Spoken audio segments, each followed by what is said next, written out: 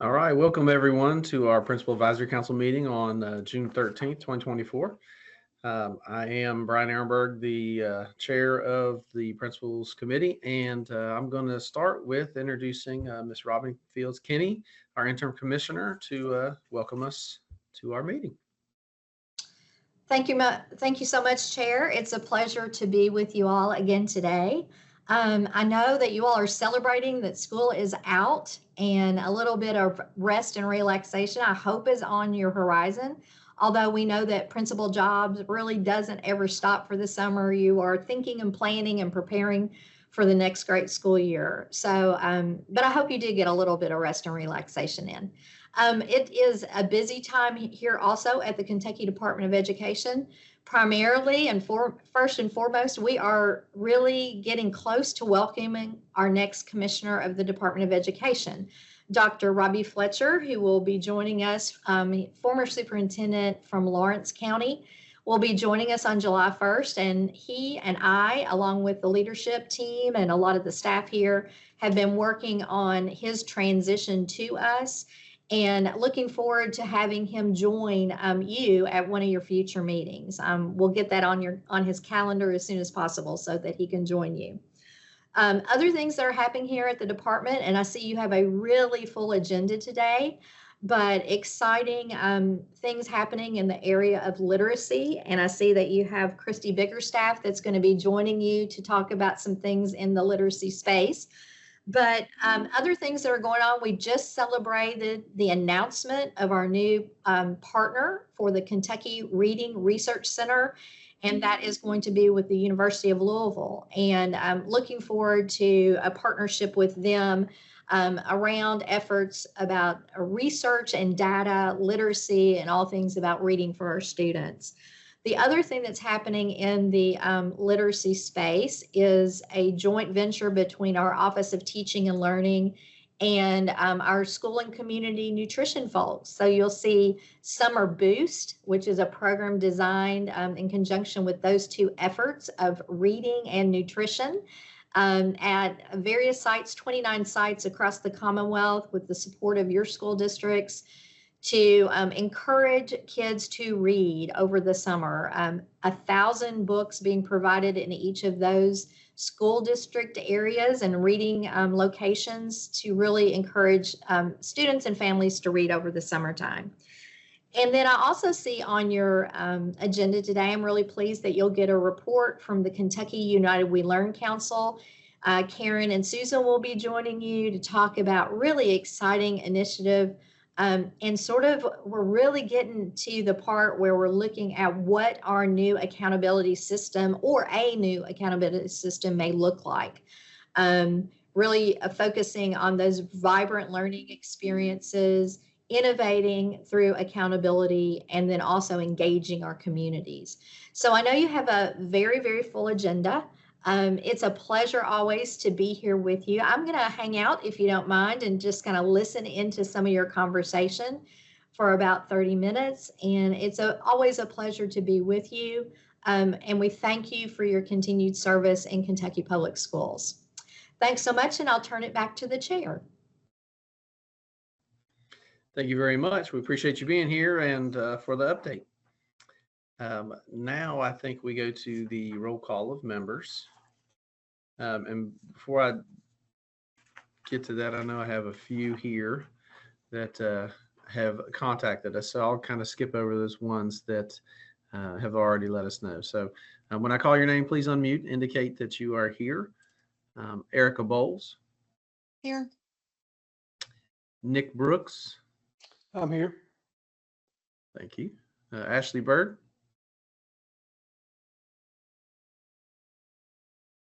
Ann Cox. Here. Thank you. Beth Davidson. I am here. Kevin Garner.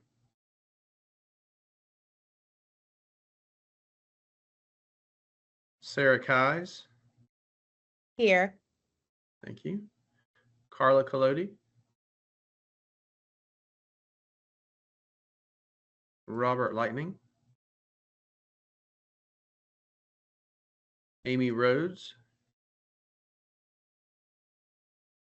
I'm present here. Thank you. Matt Schaefer.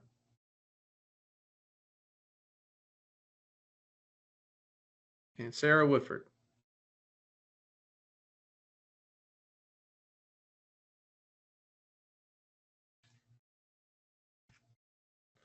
Okay.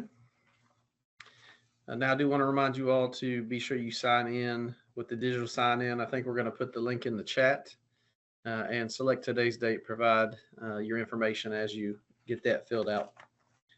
I think we might have skipped over that side, or maybe it's just the next one. There we go. Are we going to put that in the chat, or is it just click on that slide? Does anyone see it in the chat? I did drop it there, but I can drop it again. No, it's fine. I think it's there. Yeah, it is. Thank you. All right, let's move to the next item, which would be the agenda approval. I will entertain a motion to adopt the agenda.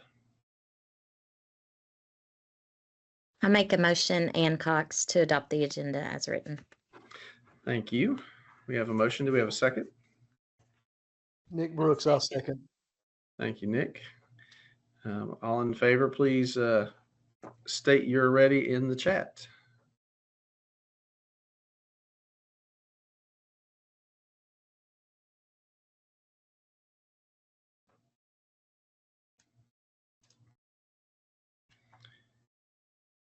Okay, it looks like we've got that covered. All right. We also need to look at approving the summary minutes from our last meeting. And again, I will entertain a motion to approve the summary minutes. Sarah Kaz, I approve. Thank you. Do we have a second? Amy Rhodes, and I second the motion. Thank you. All in favor, please state you're ready in the chat.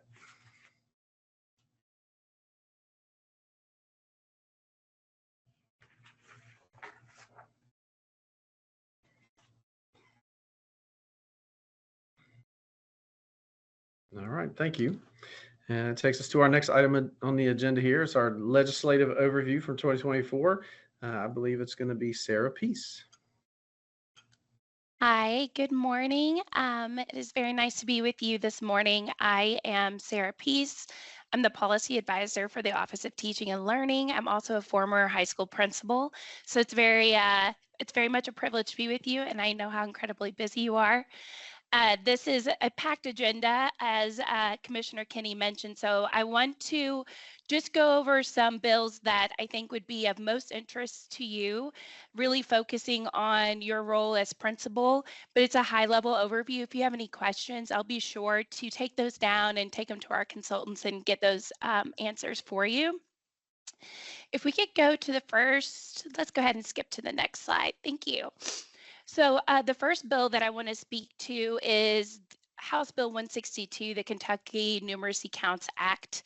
That's one of the larger bills that were passed this session. It will be very familiar to you, especially if you are an elementary principal, because it is modeled after Senate Bill 9 of 2022, Read to Succeed. The focus is just now on mathematics.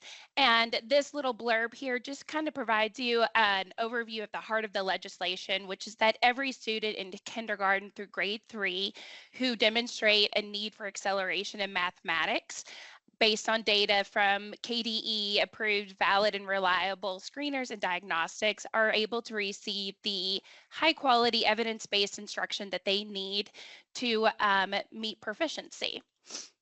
We could go to the next slide.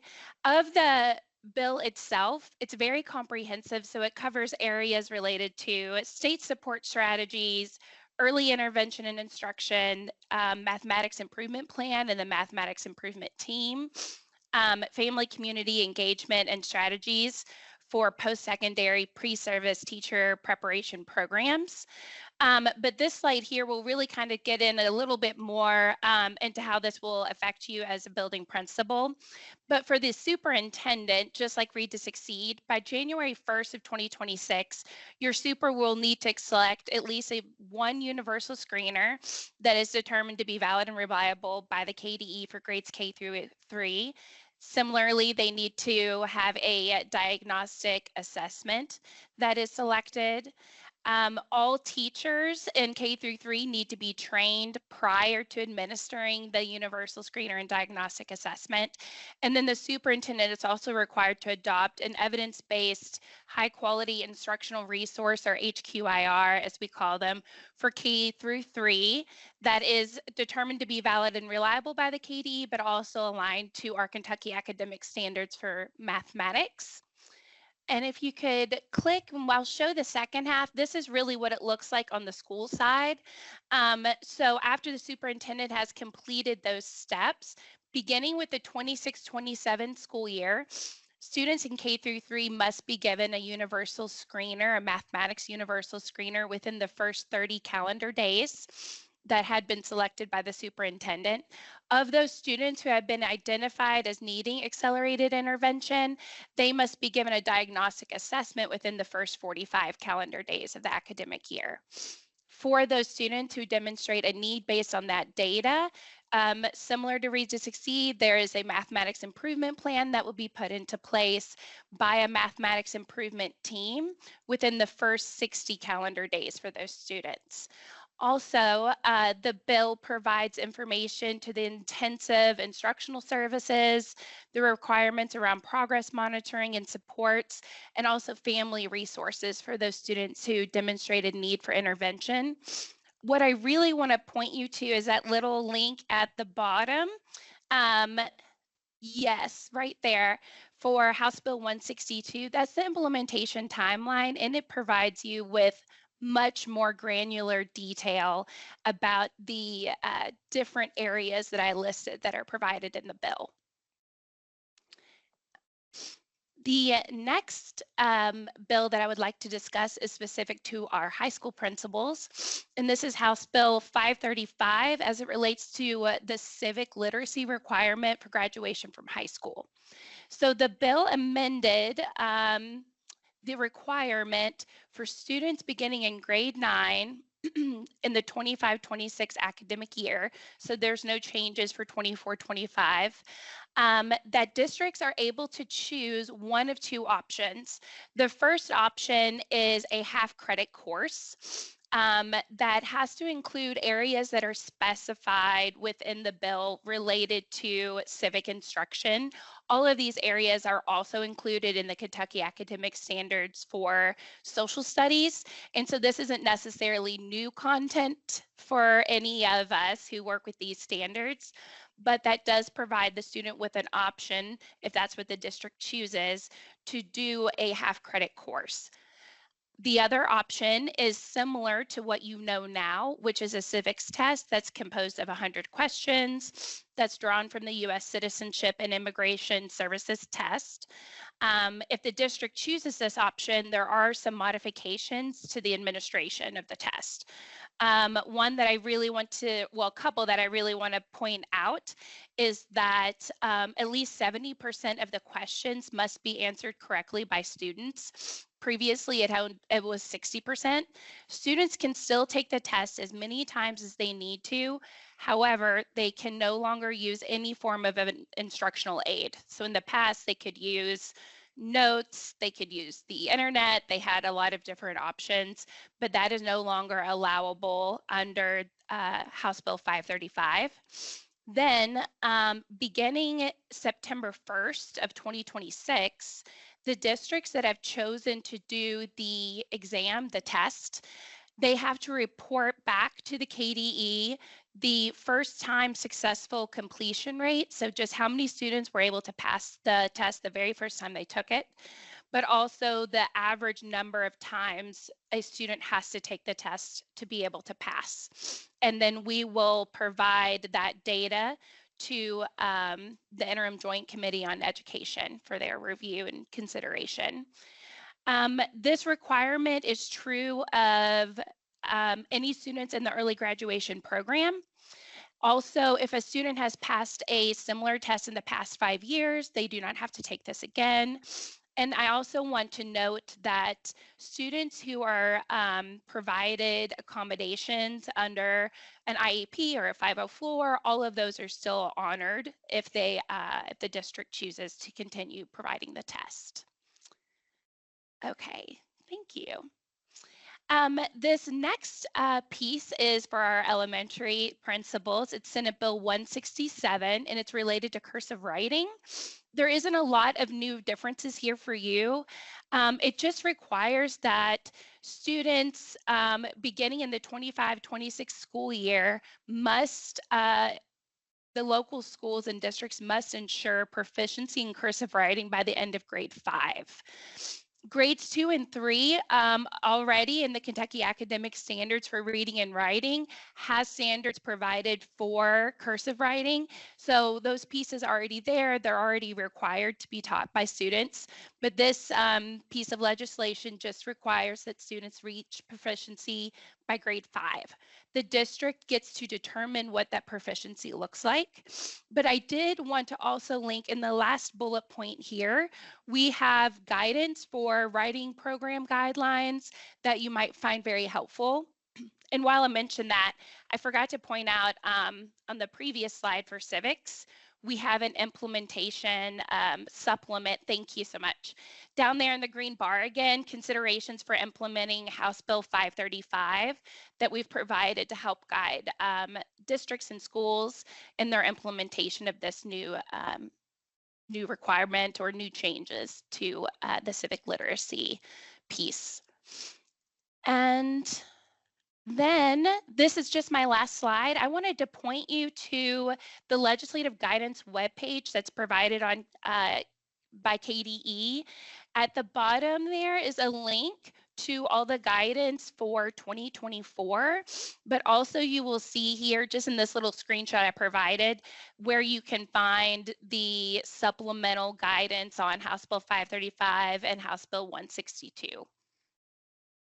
But that is everything for me. I'm happy to take any questions if you would like to do that now, or that's all I have. Nick Brooks here. Is there any funding related to those universal screeners provided? There is a funding mechanism that's in place that's related to KDE providing professional learning, but in terms of funding for the screeners themselves, the diagnostic and screeners themselves, I am not aware that funding was allocated, but I will take that question so I can provide you with that information with certainty.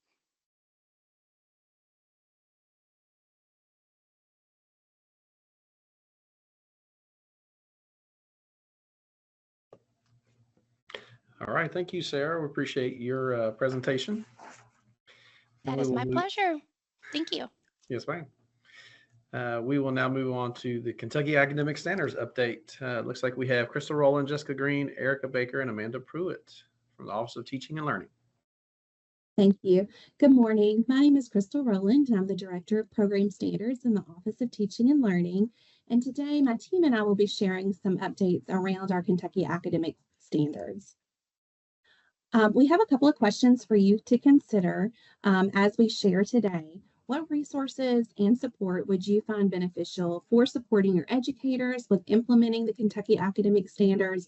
And what resources and support would building principals find helpful as well? So we invite you to think about that as we kind of share where we are with our standards review process, as well as some of our resources that we currently have available. On the next slide, you'll see the statute that really oversees all of our work around the standards review process. So that is Kentucky Revised Statute 158.6453, and that calls for the KDE to implement a process for the review of all academic standards. And this began in the 2017-2018 school year. And the schedule calls for 1 or 2 content areas to be reviewed each year and every 6 years thereafter on a rotating basis. And so that brings us to the CAS for Visual and Performing Arts. And so it is closing out the review process. It was heard and approved by the Kentucky Board of Education on June the 6th. And so it will now begin the regulatory process, which will take about 6 to 9 months. So anticipate that somewhere between December or March of 2025, that those visual and performing arts standards will be officially adopted into law. We will send out a press release and messaging through our regular communication channels. And I've invited Jessica Green, our visual and performing arts consultant, to join us this morning just to share some of the highlights from this revision. Good morning. Thank you, Crystal. Thank you, everyone, for having us to share this with you today. As Crystal mentioned, some of the highlights and the key shifts in the standards, they're listed there on the screen for you.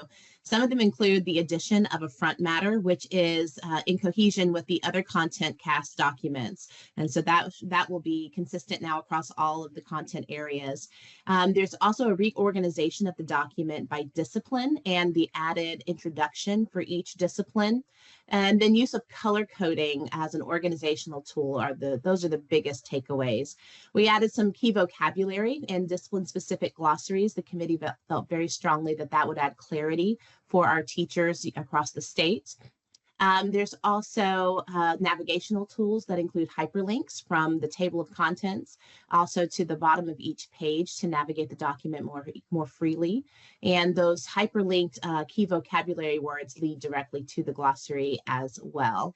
And as I mentioned, the further development of introductions for each discipline, they allow the document to be reorganized, and teachers who need to teach a consistent K through high school now have it all in one place. Next slide, please.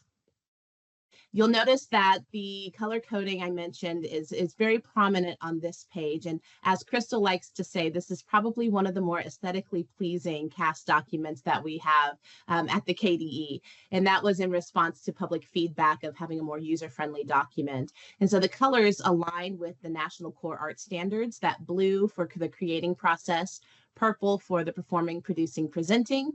Then you have the coral for responding, and then what we like to call goldenrod yellow for connecting. So those are the 4 artistic processes that align with 11 anchor standards that are consistent across all 5 of the disciplines. So this allows for a common language between all arts educators, anyone teaching an arts discipline. And so that is a beautiful way to connect the document. Next slide, please. And so the major revisions for this document occurred with the architecture and the layout. And you can see here, this is one of the blue creating examples. And so the top left has the identification information that is now housed all in one section. And then to the right of that is the foundational information that includes the anchor standard, enduring understanding, essential question, and then underneath the key vocabulary, which is that new addition. When we get to the middle of the page, that's the standards information that includes the coding, the grade level or proficiency level if it's high school. And then you can see underlined within the language of the standard is the key vocabulary that links to that discipline-specific glossary. And then at the very bottom, we have the clarification statement, and that provides additional information or examples that might clarify the intent of the standard. So this is the big change that we've seen across the state, very positive feedback from teachers in that public comment. We're excited for this to be implemented once we're through the regulatory cycle, and happy to answer any questions at the end if needed. But I'll give it back to Crystal. Thank you, Jessica, for walking us through those changes. And Jessica is currently working on the implementation supports and professional learning that will roll out alongside the standards once they are adopted into law. So Jessica, we appreciate you being with us this morning and sharing that. And again, she'll stay on at the end should you have questions regarding visual and performing arts. Currently, we also have the Kentucky Academic Standards for Health Education and Physical Education open for review. And so our advisory panel and review committee are working on the initial draft in response to the public comment period. So we anticipate that the draft revision of the health education and physical education standards we'll be ready for another 30-day public comment period, likely in the fall. And when that survey comes out, we'll issue a press release, and we'll also send out messaging via our regular communication channels. And we welcome teachers, leaders, students, families, and members of the general public to participate in that survey. On the next slide, you'll see what is coming for us in 2025. We have 3 content areas that are up for review according to that 6-year rotating schedule. So that is the CAS for reading and writing, social studies, as well as mathematics. And this process requires the review of the standards document as well as the assessment blueprints. And it has a few more steps than what you noticed in the first 2 content areas we looked at today. So just a few more steps along the way of the process to get these revised and incorporated into law. We are looking at sort of staggering the start of these reviews across 2025. So we will begin in the winter of 2025 with reading and writing, spring of 2025 for social studies, and fall of 2025 for mathematics. And really, we would like to be able to sort of have that rolling start so that we can address sort of our staffing here at KDE, but also to attempt to sort of stagger the effective dates for implementation at the school level, so that we don't have 3 documents being approved all simultaneously. As part of this process, again, it will begin with an application for standards writers. We're looking for teachers who have expertise and experience within these areas to apply to be a part of the committees. It is hefty work, but it's one that many of our teachers express great pride in having participated in. And there will also be a 30-day public comment period for those standards areas as well. So with the initial date of winter 2025 for reading and writing, you can expect that the application for standards writers as well as the public comment survey will be released at some point in the fall of 2024, so this coming fall. And again, we'll publicize that through a public press release as well as messaging through all of our regular channels as well. So we invite you to be looking for that. Finally, I would like for our science consultants, Amanda Pruitt and Erica Baker, to share some of the resources and professional learning opportunities that they have recently released around the Kentucky Academic Standards for Science. Yeah, thank you, Crystal. So excited to be here today to share with you some of the implementation support that Amanda and I have created over the past years for science. 2 of these new modules that Amanda and I have been working on over the past 2 years have to do with supporting student sense making with equitable discourse. And then the second one, increasing student engagement using the driving question board. These 2 modules are a little bit unique in their design features and kind of set them apart from previous professional learning modules that you have seen in the past in science. Some specific things that are included within these professional learning modules are that they do focus on highly effective and commonly used instructional strategies that you'll find in those high quality instructional resources in science. And so thinking about the implementation of an HQIR, what are the strategies that are found there? We are going to highlight those in these professional learning modules. Also, we provide a curriculum-based professional learning experience that is symmetrical to the student experience while utilizing that HQIR. And then we offer considerations for implementation all throughout that professional learning, those 2 professional learning modules, so that teachers can begin to take steps to implementing the specific strategy that we're highlighting. So around that first module, this quote I think really speaks to this module. It says, in 3-dimensional learning, communication and collaboration are the gears that drive sense making.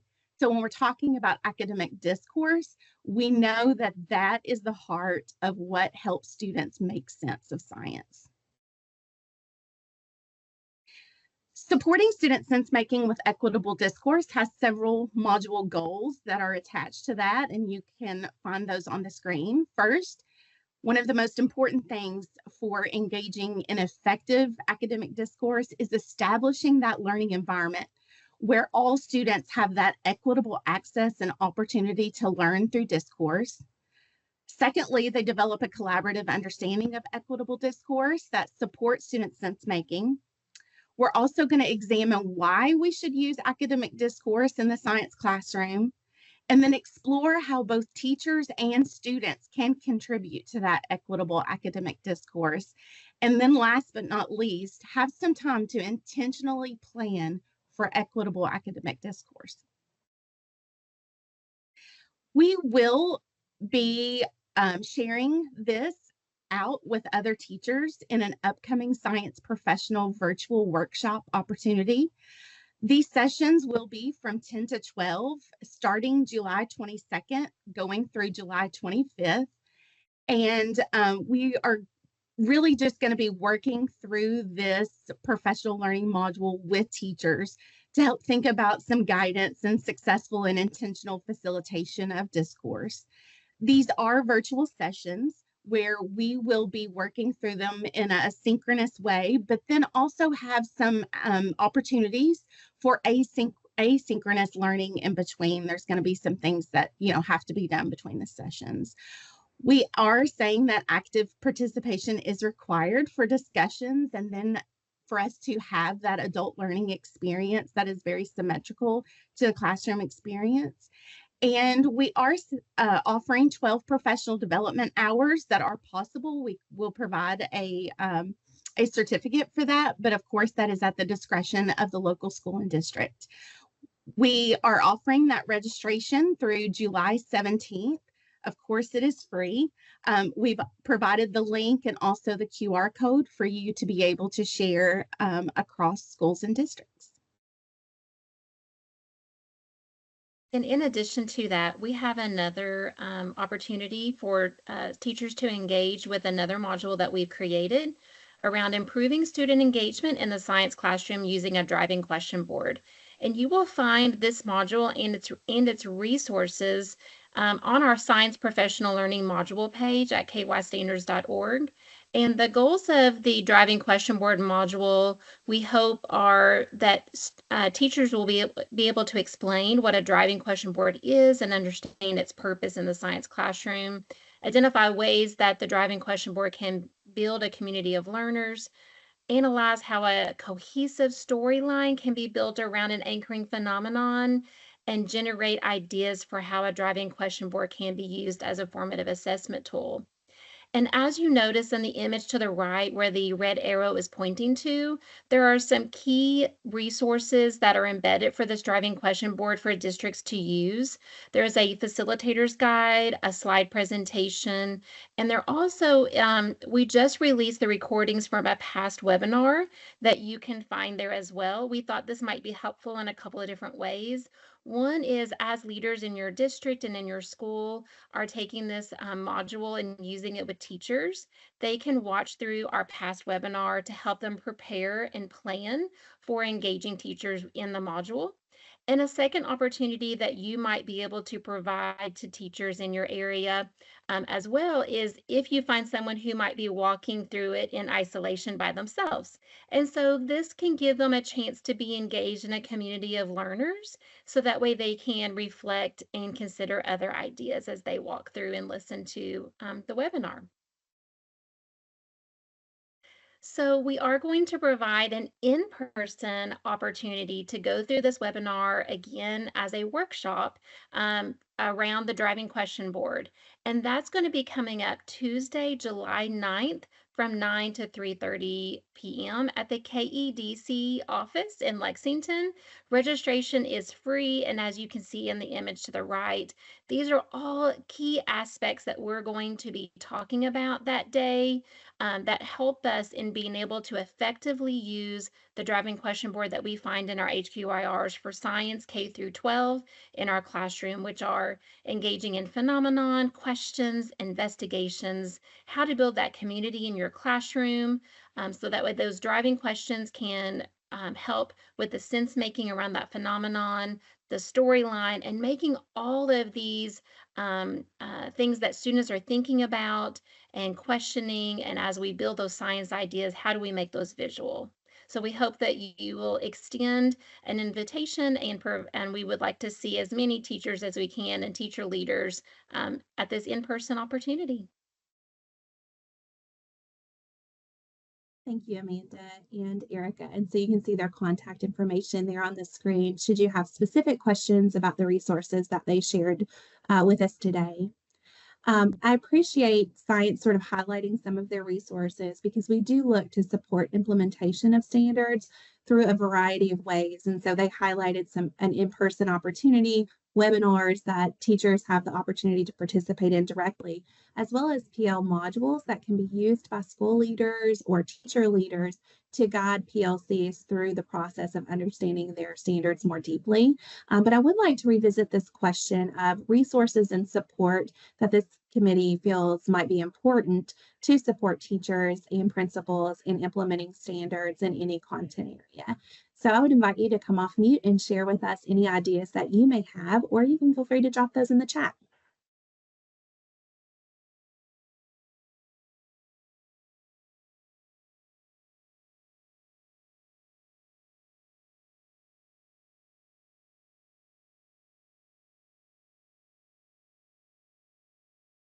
Well, I know we have a full agenda today, so I won't take any additional time in thinking about that. But on the next slide, I do want to share our contact information. So please feel free to reach out to us via email at any time and let us know what ideas that you may have.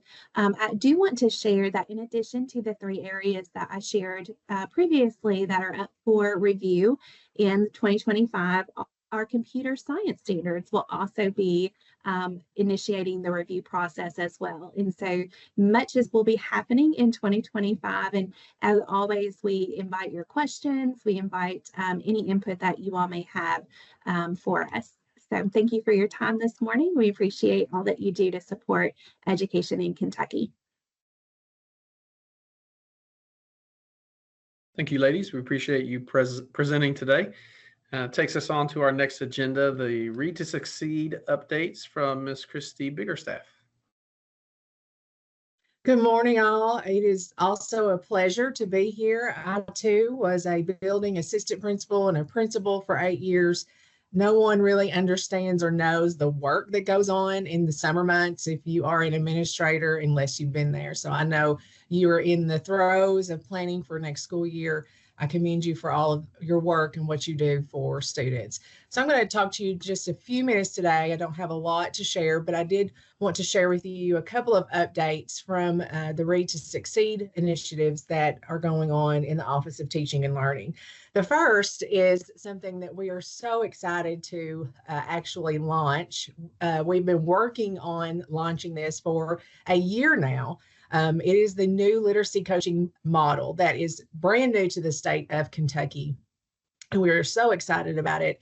Our division encompasses me as the director. I have an assistant director, Ashley Hill, who is from Corbin, and then we have 5 state regional literacy directors that are spread out throughout the state. So we have one for the western part of the state, the eastern, the northern, and central and southern. So very excited about those directors, passionate people that want to change literacy in the state of Kentucky. And under those directors, we have 24 state literacy coaching specialists that we have had the privilege and honor of training them for the past year in all the things. So they have been trained on coaching practices, on Read to Succeed, reading improvement plans, data. I could go on, but we have spent a very intensive year on training those 24 state literacy coaching specialists. And they are going to be placed in schools throughout the state of Kentucky of greatest need. So one of the factors, and we looked at several, but one of those factors we looked at was the 3rd grade Kentucky, the CAS reading scores. I'll get it out in just a minute, in 3rd grade, to see if the novice percentage and the proficient distinguished percentage. And then we contacted those schools and talked to them about a possible partnership. Once they learned about this brand new coaching model, and what we intended to do and how we plan to partner with them. They were just as excited about having us in their schools as we were excited to be there. So they're going to be inside those schools 4 days a week. They're going to be hopefully seen as a member of their staff, and they're going to be working with teachers on a multitude of things, but focusing on coaching them in best practices in literacy through the HQIRs that all of these districts have adopted. So we're officially getting to launch this model starting in July. We've actually already met with all of our partnership schools and talked about assurances and our plans for partnership, and that has all been kicked off. So excited about that. Wanted you to know that initiative was out there, because we're going to be hopefully adding to our literacy coaching specialists. Our plan is to build out our division to around 80 coaches. So we want to partner with you. If this is something that is of interest to you, I will make sure that I talk about this often and get out information to you as needed. So the second thing I wanted to talk about today was letters. So in the Read to Succeed Act, we are able to establish the Kentucky Reading Academies, and one of those professional learnings that we're able to provide is letters. And hopefully at this point you've heard about letters. So we have had over 4,000 Kentucky educators and administrators involved in letters, and we are offering a third cohort and hopefully going to offer a fourth cohort at some point. But for sure, a third one is open, and it's going to close in August of 2024. So if you have educators or you yourself as an administrator are interested in joining the Language Essentials for Teachers of Reading and Spelling, we do have an administrator course. We have a lot of built out supports for that administrator course. The phenomenal Allison Gregory, who's one of my directors, and her team offers a meeting to kind of debrief the units as you're going through the letters for administrators, and really helps to support administrators in what this looks like in their school, how they can support the educators that are going through letters or in the learning that they are getting in their school. So if you're interested in that, we have you have my contact information at the end of this, and please reach out to me. Tell your administrator friends, your educators, that it is open and that it is available to them. And again, it won't close until August of 2024. But just to give you some ideas about what people are saying about letters. So we did surveys, and we also had a third-party evaluator to come in and look at our implementation of letters.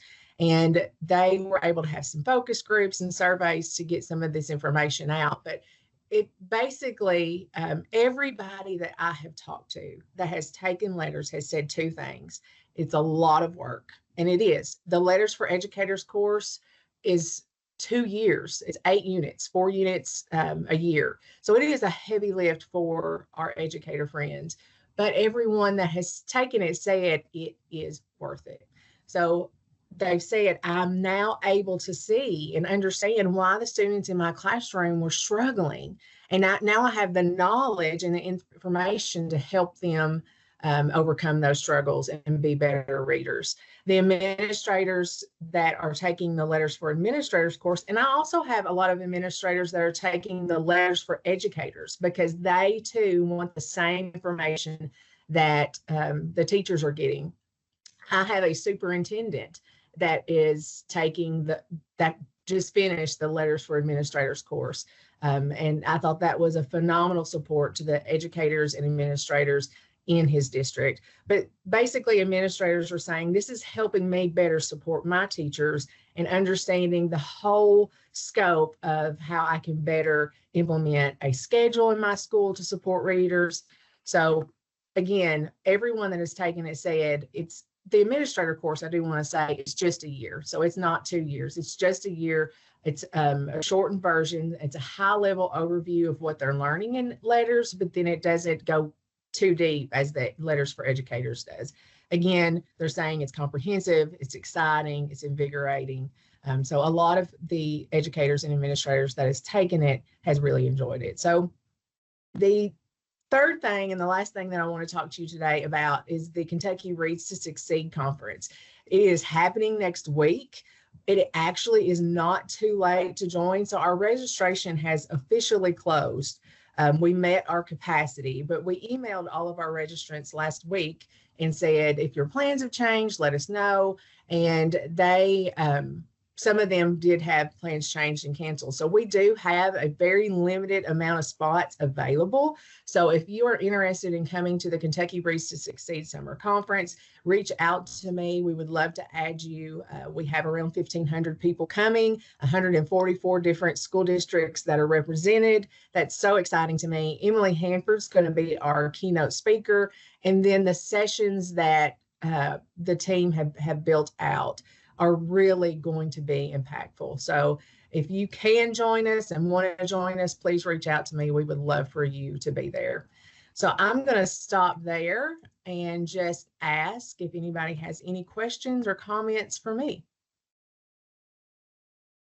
I don't have a question, but I just want to say thank you on behalf of elementary schools across Kentucky. So I've been through the Letters for Admin, and I'm currently going through the Letters program. It is phenomenal.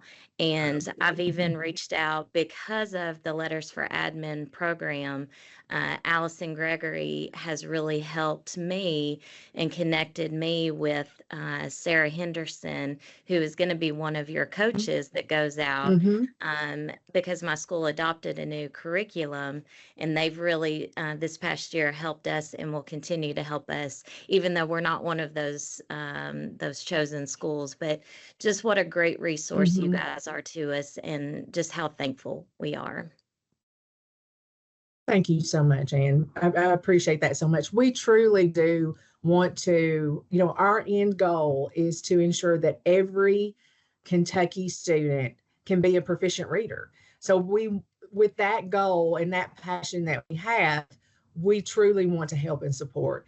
The directors have said, and we have plans on talking about this further, but if you do need support, you're not one of the identified schools, but you do need support in implementation of HQIR, lesson and unit internalization, things of that nature, literacy in general, reach out. We would love to support your school and district in the initiative. So thank you for saying that, Ann. I appreciate you. Anybody else? Hey, this is Sarah Kaiser. All right, you have, yes, Miss Sarah. I typed a question in the chat box, and I wasn't sure if you were able to see those or not. Do you have a list of the schools that were chosen for that? I didn't know if there were any located around my county where I could drop in and do some visits. I just didn't know if you had a list of those 24 schools that were chosen. We are not publicizing any kind of list. We're trying to keep that. We're not trying to keep those secret. We're wanting to protect those partnership schools.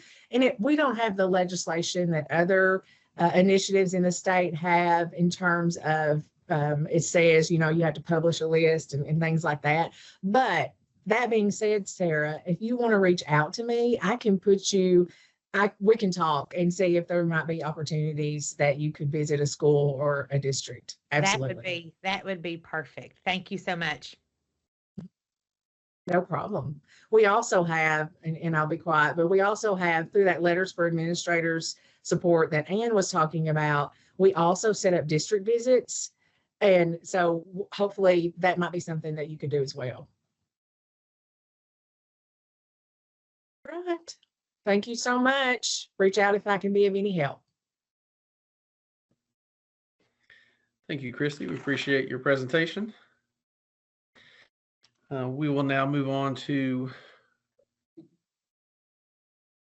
section 8 here, guidance implications with using artificial intelligence as a learning partner with Mr. Marty Park.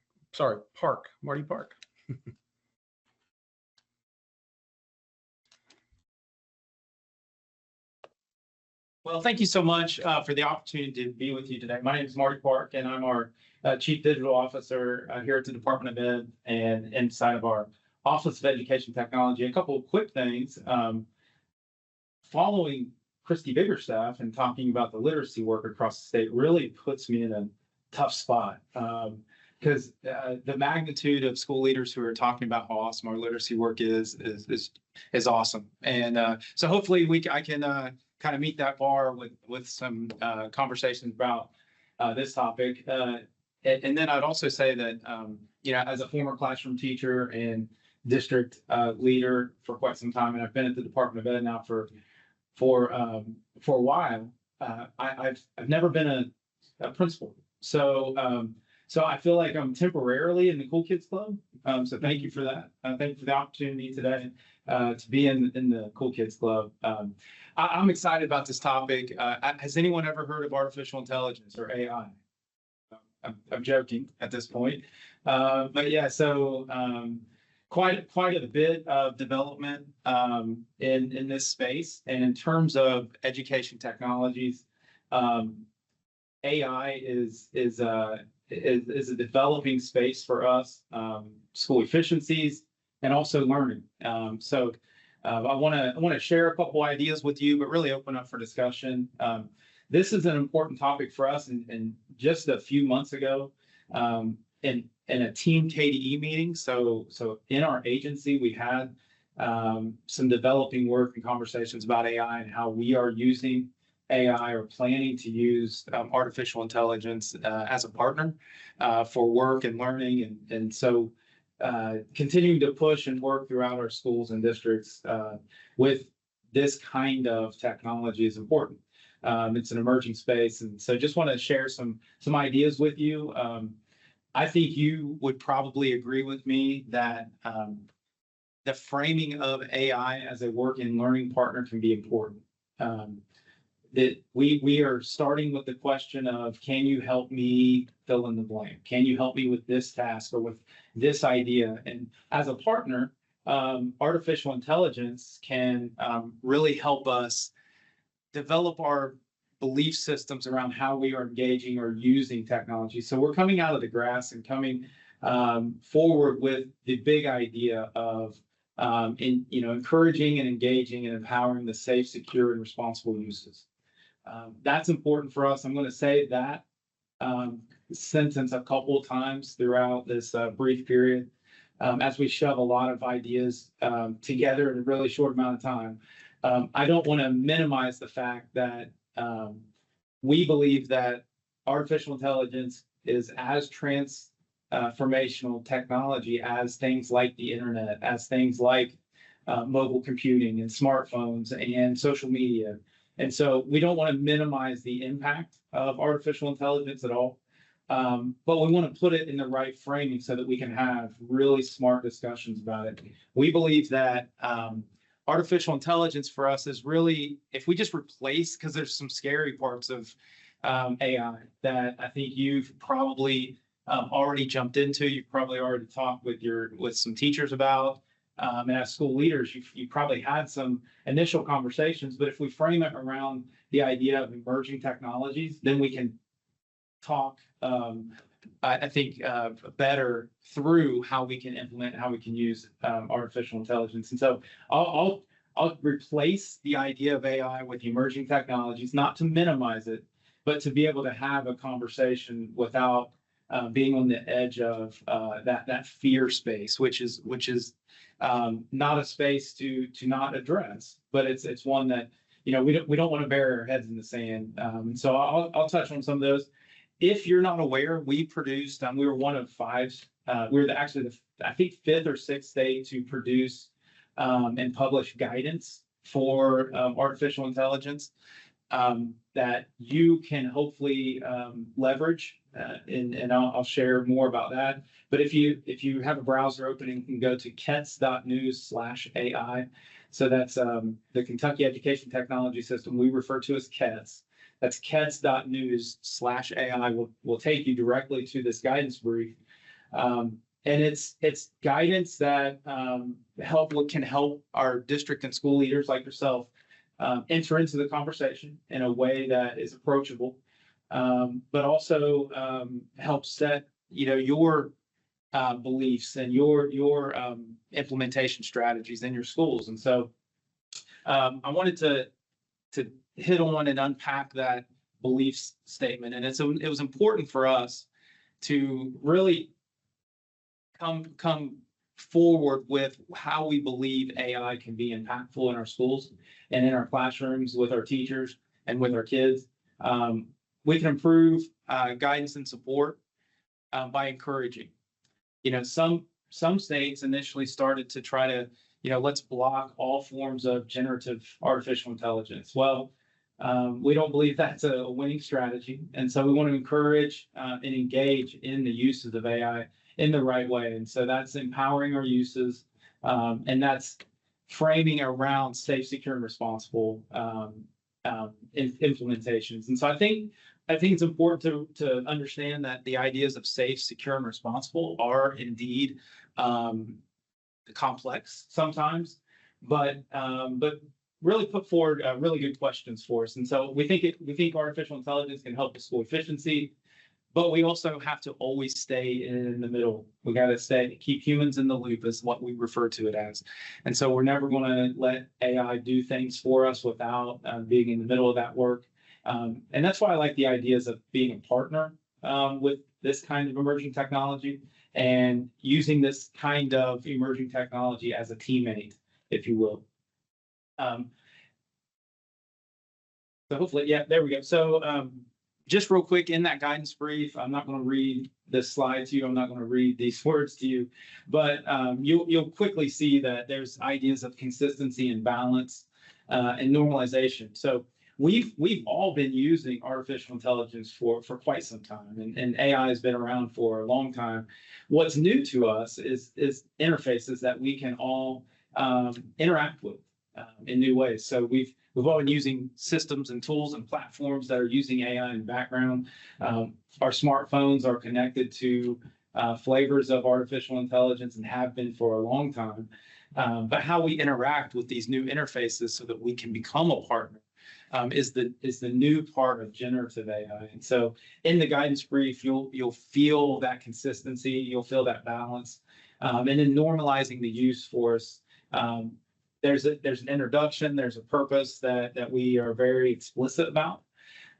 We're defining what we mean by generative AI specifically.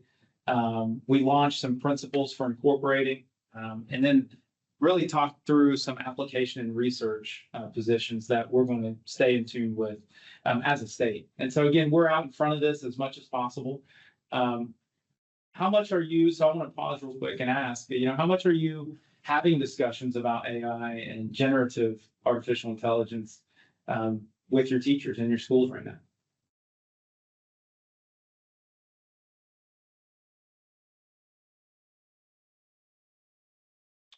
Well, I feel like we're having some discussions about it, but there's a lot of fear involved, the unknown, and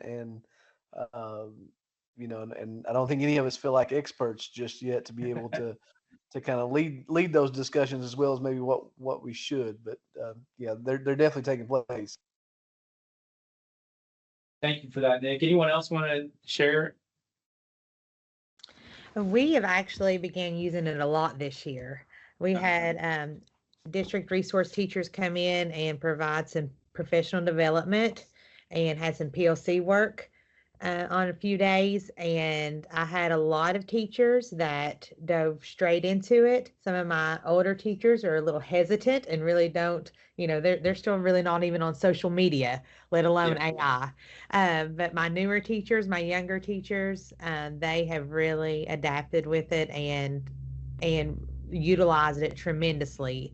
And you can see a big different of level of engagement with some of the tools that they've been, implementing. It's really cool. So we've kind of dove right in. Thank you for that share. So some different points on the spectrum I think are important to work through. And thank you for the share. Also, your digital learning coaches coming in to help think through and work through actual implementation with teachers and different tools that are available. All around the framing of safe, secure, and responsible, I think is the best step forward. So this is just a visual. We look at all education technologies and technology in general. There's a hype. There's a hype cycle that happens and occurs, and we know that there's something that triggers the innovation. Certainly, again, AI is not a fad. We want to be very clear about that. AI is not a fad. The internet was not a fad, right? We all know that. We are good with mobile phones not being a fad, and we're all hyper connected. So AI is not a fad. Generative AI is not a fad. Something triggers that innovation, and then it hits this peak of inflated expectations where, this technology is going to solve all these problems for us. That's that peak. And then we quickly, start to slide into this point of, this valley of disillusionment. Well, it didn't really do these things for us, but it can really help. And then we hit this, plateau of productivity. And that's, we're going to see artificial intelligence and generative artificial intelligence hit that plateau of productivity. If I were to project or predict, I would say we hit that plateau quicker than normal with technologies. And I think that's important for us to understand, especially in schools, especially in the learning space. But this is not an unfamiliar space for us. When I started teaching, we had just a few computers in the back of the classroom that I used in a center, and we used them a lot. But there was a point, a trigger, and that where we quickly got to all of us, all of our students, all of our learning, having access to our own individual personalized screen becomes important and used in the right way. So from a technology perspective, from an education technology perspective, we're never, in our Office of Education Technology, we're never, use technology for technology's sake. Never. We're always use technologies when and where appropriate for learning in the right place at the right time for the right kid. And that goes for teachers as well. So that's important for us. I love to share this just to kind of push on that, the hype is real. And so if we look at other, technologies that we all can personally touch. And so it's helpful for us to think of, the technologies that we use in our schools, the platforms, the applications, as well as the technologies that we use at home. It's helpful to bridge those conversations. And Nick, that's why I appreciate you sharing what you did, because, thinking about technologies that we all touch and how to enter into those, the entry point of those conversations are really helpful. And so the hype is real, not a fad, I already mentioned that, but we also don't think it's going away. And so the fact that one of the first generative artificial intelligence applications, ChatGPT, which we've all heard, that about ChatGPT and the tool that's available publicly, to reach 100 million users as fast as it reached compared to these other really popular technologies and applications is important for us to understand how fast and how quickly the reach developed. And I think that's important. So in our schools and in our districts, we are trying to push pretty hard on understanding what the balance is. We look across the country, and again, other states are maybe not speaking to this. That's not where we are. We're trying to get way out in front of, and in fact, we released our guidance brief around November timeframe of 2023. That was still probably a little too slow for us. But understanding to have the ability to think through from a policy and practice perspective, are we prohibiting the use of generative AI? Are we restricting the use, is the way that we like to say it? Are we thinking about requested use? And so as a school leader, are you wanting your teachers to say, hey, I want to use this application with these students, and so we need to make sure we have access to it? So that's a requested use approach. Or is it just wide open? Everyone can do anything they want or need to. We think about that balance, and it's important for us to consider that. Across our state right now, we're tipping the scale a little bit more towards requested use with some curated selections of tooling or tools and safe exploration and tools and ecosystems that we're comfortable with. I'll mention a few here in a bit. And I think that's important for us to understand across the state. So currently you may be in a district that prohibits the use of specific tools whereas your teachers are connected to other teachers in other districts that are nearby, neighbors, that encourage the use. And it's a different feel. And so having that understanding is important. I wanted to share this with you because from a policy perspective, it's important, we believe, to think about the do's and not the don'ts. And that's why we frame it around encourage and to be empowered and encouraged to explore. Always pause and consider some really key questions as we're starting to implement or thinking about implementing these emerging technologies. So a question I love to ask first is, am I feeding sensitive or personal information into an AI? That's a key moment for us.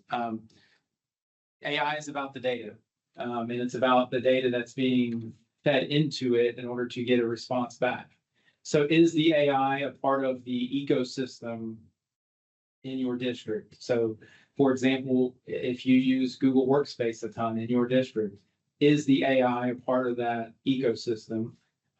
Or is it just a third-party AI tool that folks can go drop data into and get something in response?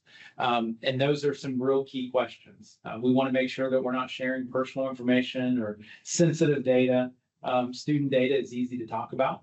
So again, if you take one thing away from today, artificial intelligence today is really about the data and securing the data and the privacy of the data and what the tool is doing with those data.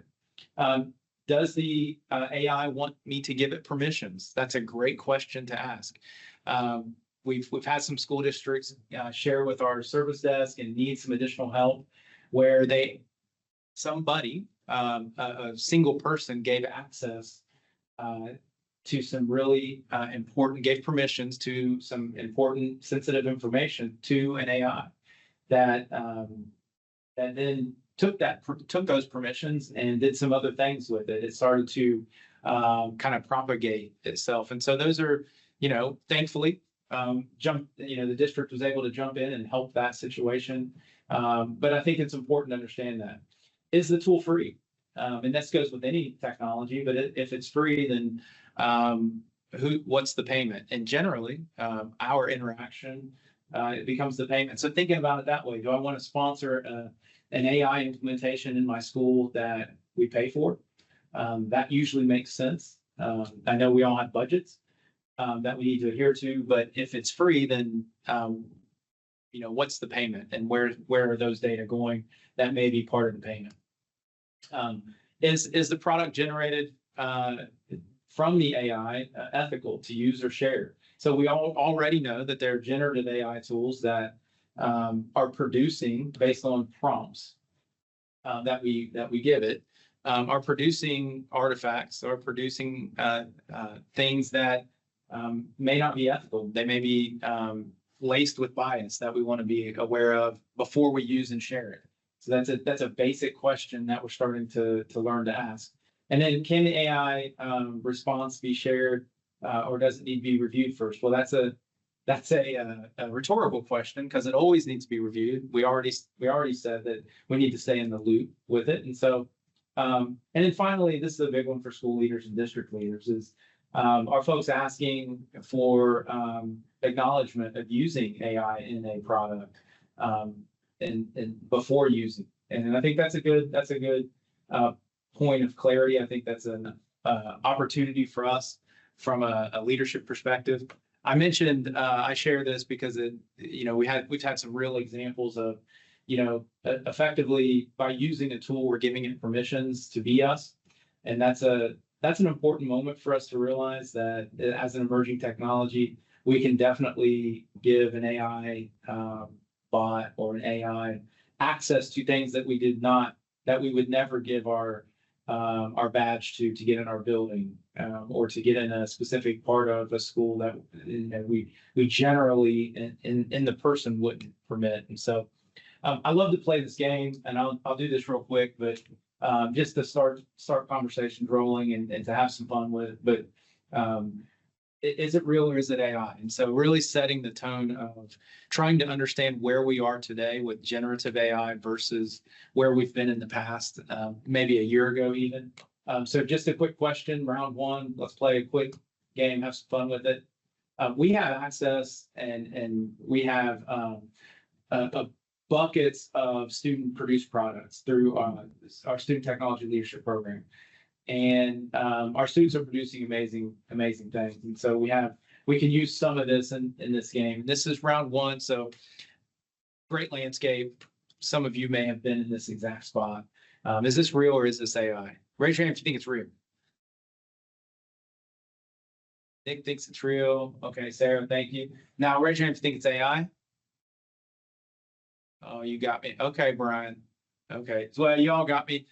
But actually, it's an AI. So how real are the products coming from some generative AI tools today?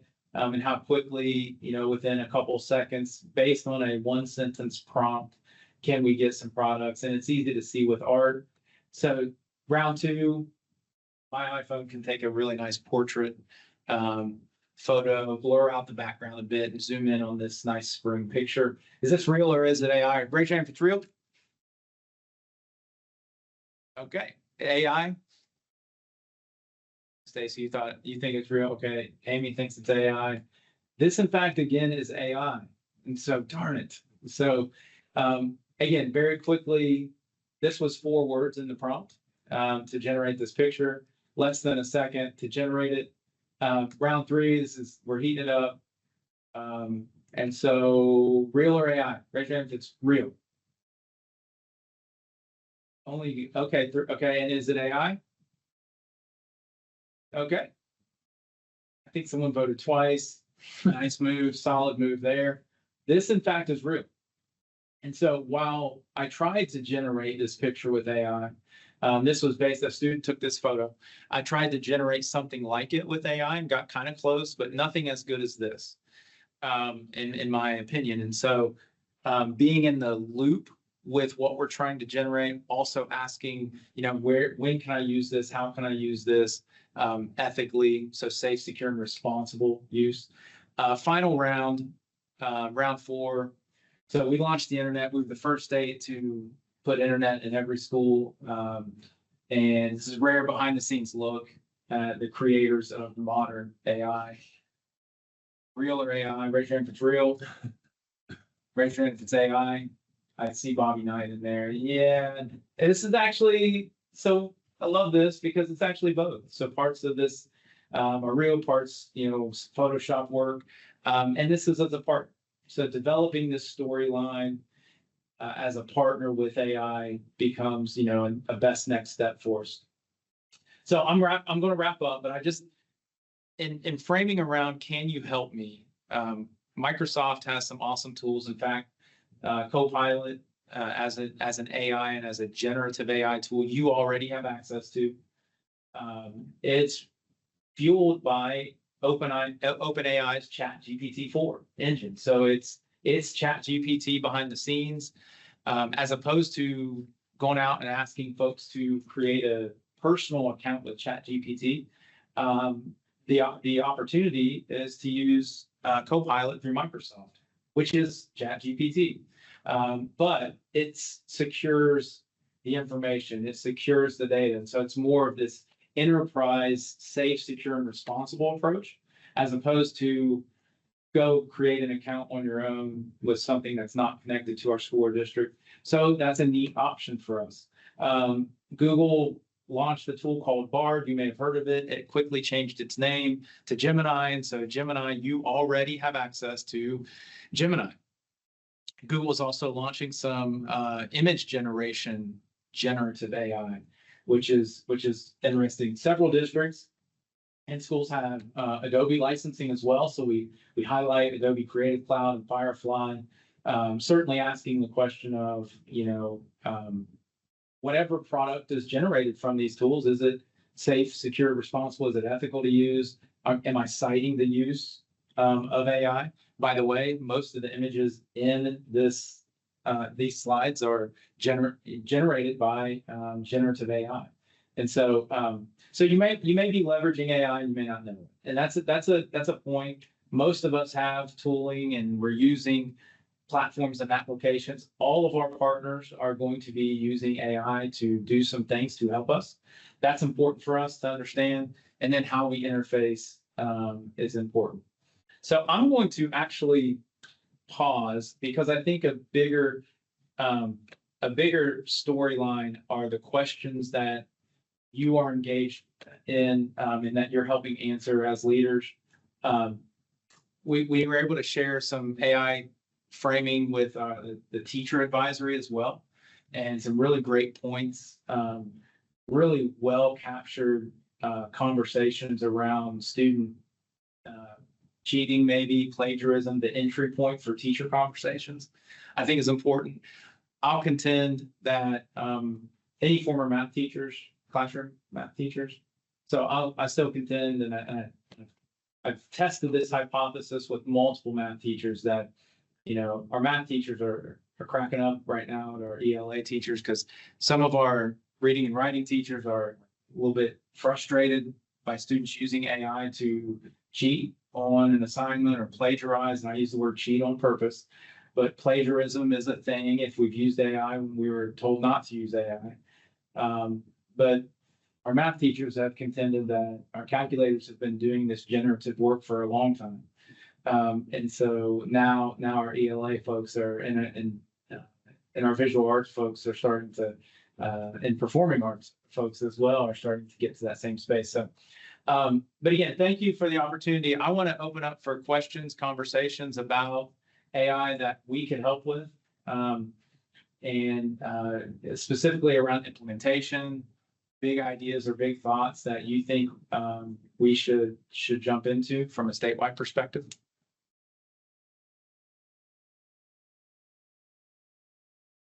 I have a question for you. Yep. Do you have recommendations for if your district allows for the purchase of AI tools like DFIT or Magic School, et cetera? Is there a recommendation of one versus the other? So where we see right now, that's a fantastic question. Folks are rushing right now, and vendors specifically are rushing to be the AI answer for everything. Magic School is an example that Magic School is producing some interfacing right now, tooling that is very deep and very interesting. We have not seen an AI that or a partner produce that one, that Swiss Army knife, the thing that does everything. I don't believe that'll be the case. I think that there's some niche opportunities that we're starting to see.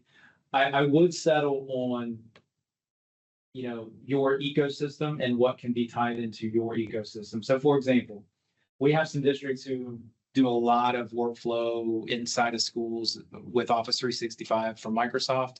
So the partner that can tie into Microsoft is a good move, a strong move.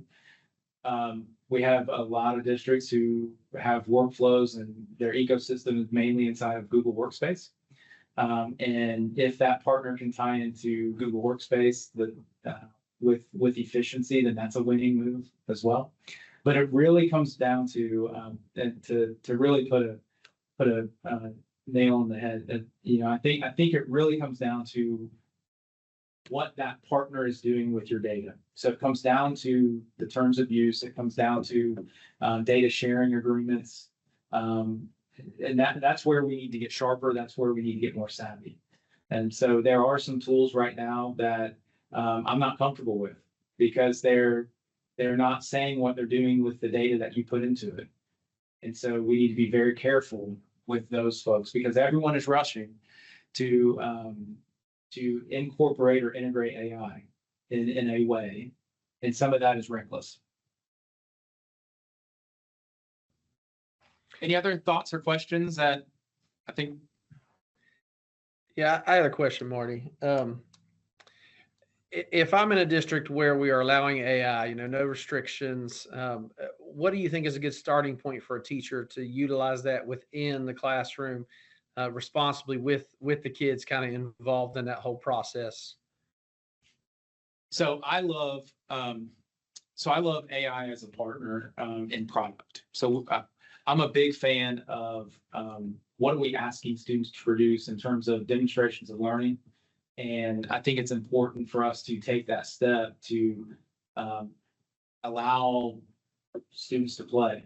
Now we've had an interesting moment, very similar if we think back to social media launch and the widespread use of social media. At a certain point, all of our social media companies came out and said, "Hold up, terms of use, students under the age of 18 are not permitted to have accounts on our application."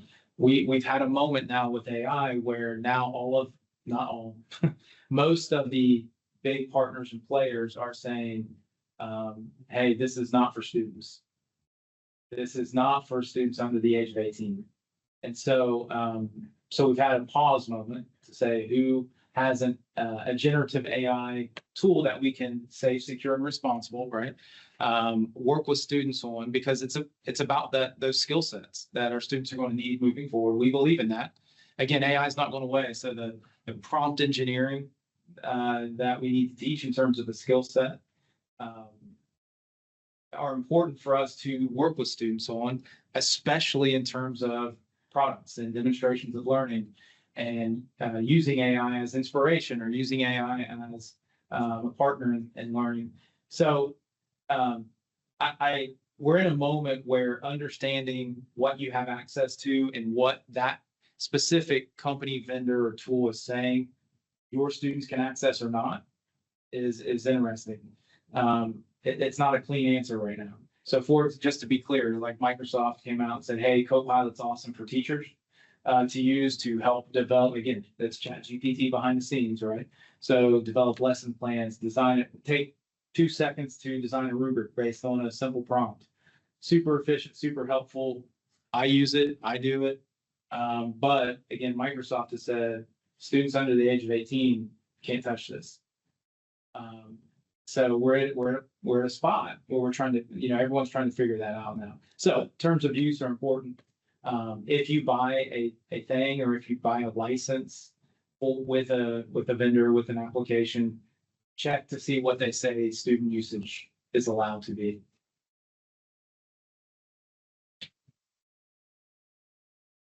Any other thoughts or questions? It's an exciting time. I've been able to talk with a lot of folks and get into real implementation conversations with teachers and classroom design work.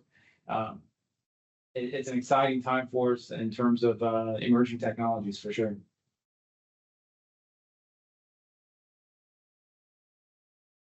Thank you, Stacy, for the opportunity.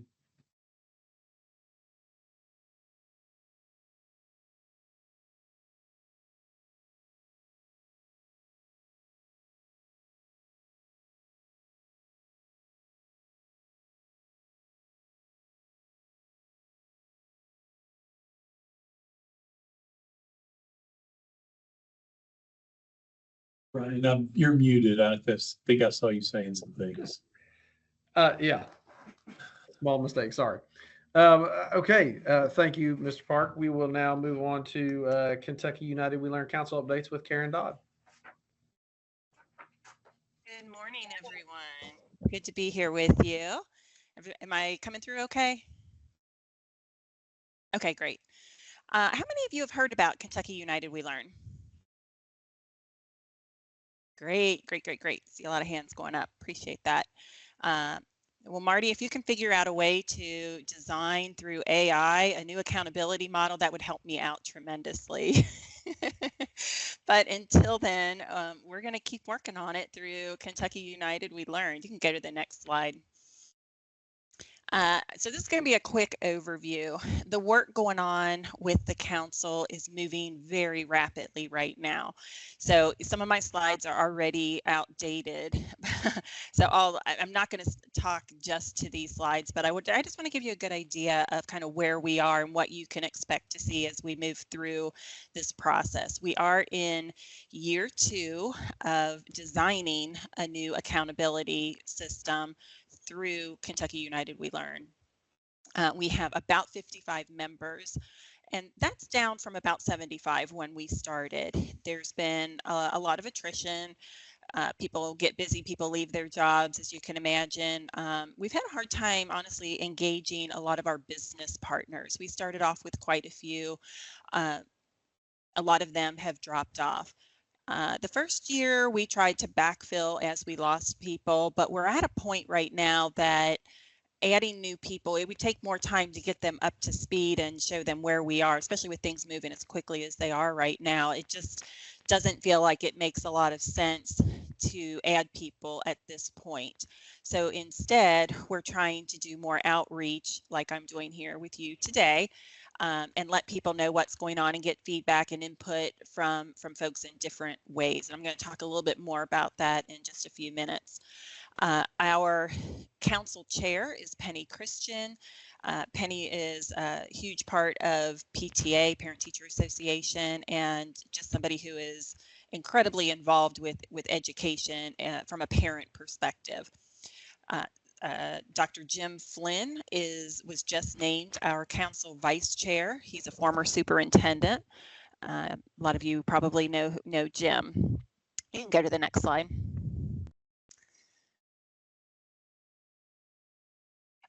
So we took several actions at our April convening, and I should say that we have typically 2 convenings a year, one in the spring and one in the fall. Our spring convening was at the end of April, and we approved our charter. So that was something that we spent a lot of time working on in year 1. Just what is it that we're trying to do, and how are we going to work as a council? Just kind of setting up those ground rules for how decisions will be made. We have 3 committees, and so trying to figure out how each committee will work independently but still keep everybody else informed, how we'll keep the public informed, how we'll share information that comes out of the council. All those kinds of things were part of the charter, which was approved.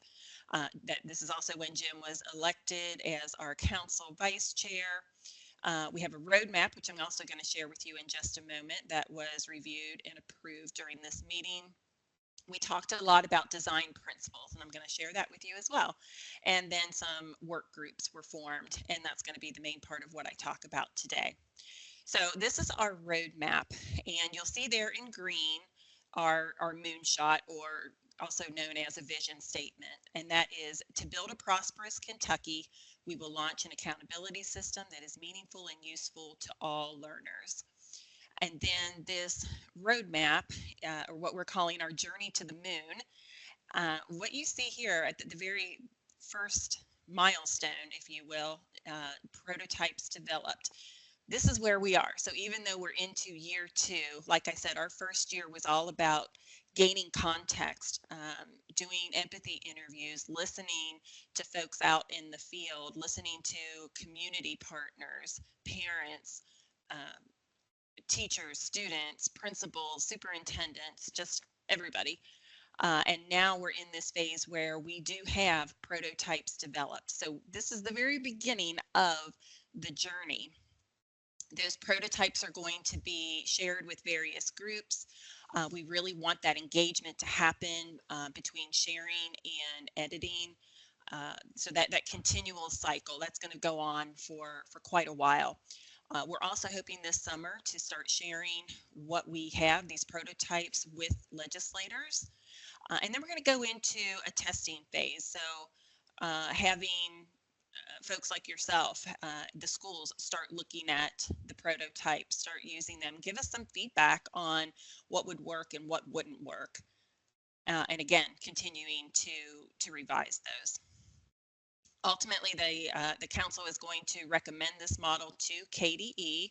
So to be clear, KDE has oversight of the council. We do have people, experts within KDE that are part of all of this. We also have external partners that are helping with developing this accountability model, as well as the members of the council themselves. So the council ultimately comes up with what this is going to look like, and then KDE, along with the council, will sit in front of the Board of Education and propose a model to the board. From there, we will again engage with the interim education committee, because ultimately we need their approval to move forward with anything that would require any kind of legislative changes that are currently in place around accountability. And so we're hoping that summer of 2026, we will have a solid design, and then that design will go to the Federal Department of Education for their ultimate approval. You can go to the next slide. So one of the things that we talked about in April were these design principles. And so I'm not going to go into a lot of detail over all of these. I will say, though, that they are not set in stone. These are, think of them as guardrails, or if you were bowling, these are the bumper rails that you have out there for kiddos so that they stay in their lane. These design principles are helping the school council stay in our lane. So what is it that we're trying to do, and what are we not trying to do? What should this system be doing? And so we're starting from the outside of these concentric circles. So system aspirations, that's our moonshot. All right, and then the design principles are all those things, kind of a wide guardrails of the things that we're trying to do and how we're going to do it. And then as we get further down, essential features, that's really where we are right now with the prototypes that have been developed. So we're trying to put all of those into an actual design format and then get feedback. And then once all of that is done, that operational components, that's actually going to be handed off to somebody else to actually do the implementation of whatever comes out of this. Go to the next slide. So we do have 4 work groups that were formed. The reason we did work groups is because our committees are very large. When you think of 55 members and you divide that into 3 committees, it's a lot of work that needs to be done. But we were having a hard time engaging everybody. Folks felt like they didn't have the right expertise, or maybe just not the interest in what they thought they would have interest in as when they got into the committee. So we really wanted to think about how can we engage people in a way that's really meaningful for them. So, and keep the work moving forward and actually move forward a little quicker than we were. So we wanted to see these 4 groups helped us to say, okay, if you're really wanting to get into the technical ins and outs of the actual new accountability model, then join menu of options. If you're really interested in what's going to happen at a district level or a school level, then maybe one of these 2 middle work groups are right for you. If you're more of like myself, I'm over this engaging and communicating with communities. So it's about the operational stuff that's happening day to day. You can go on to the next slide. So the menu of options, I'm not going to read all this to you. Basically, they are the ones who have created the prototypes for us. They did the design principles and now the prototypes, and that's the majority of the work that they're doing. Pardon me. On the next slide, we have learning with local districts. So this group is trying to figure out what do districts need, and also looking at what they've been doing. So think of, if you're familiar with the local laboratories of learning, we are working hand in hand with those districts or schools. We are looking at them to say, okay, what have they done? Are these best practices? And putting together some kind of a repository or tool where others will be able to find what they've done, how they've done it, and put that into a system where they can go out and look. The next group is very similar. You can go to the next slide.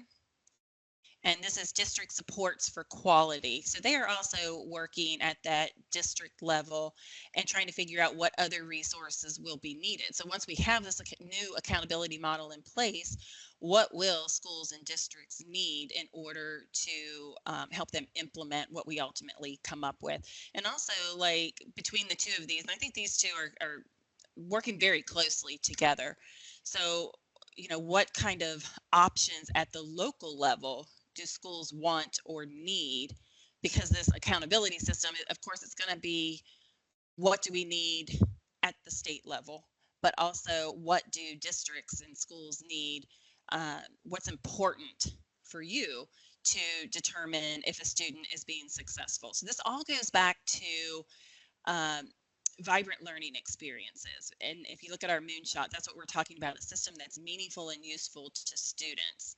So that first group, menu of options, they're really taking this top-down look at things. What can we do if we get all the flexibility we want at the federal level, if we get all the flexibility we want at the state level, and if we can give students and teachers and principals and superintendents everything that they want, what would that kind of a system look like?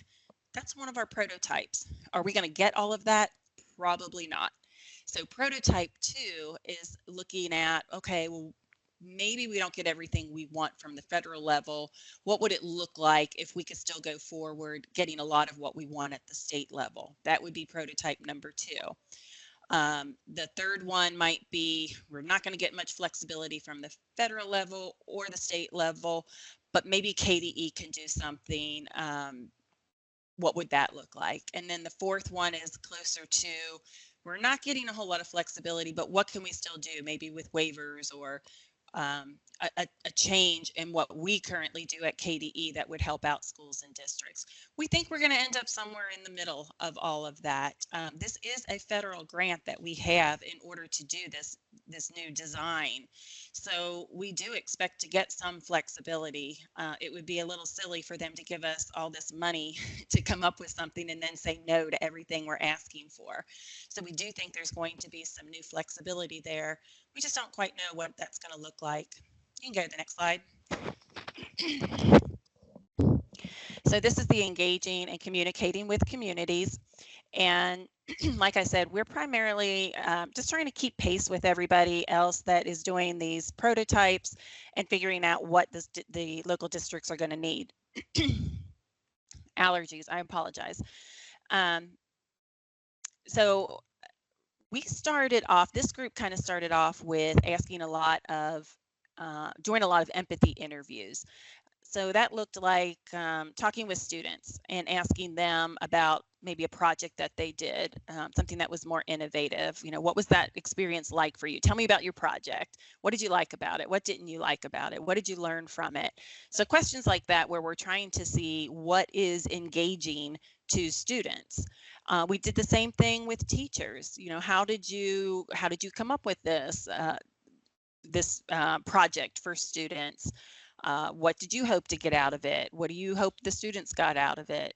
So questions like that. But moving forward, we are going to have to change what we're doing and how we're communicating to get input from the field as well as sharing out with the field. So those questions are going to be changing to things like, you know, now that we have these prototypes, what do you like about them? What don't you like about them? So as those are being released, we'll be asking more questions like that, and I'll probably be coming back here and asking you once we have what we feel like are pretty good models or prototypes, what you think of those.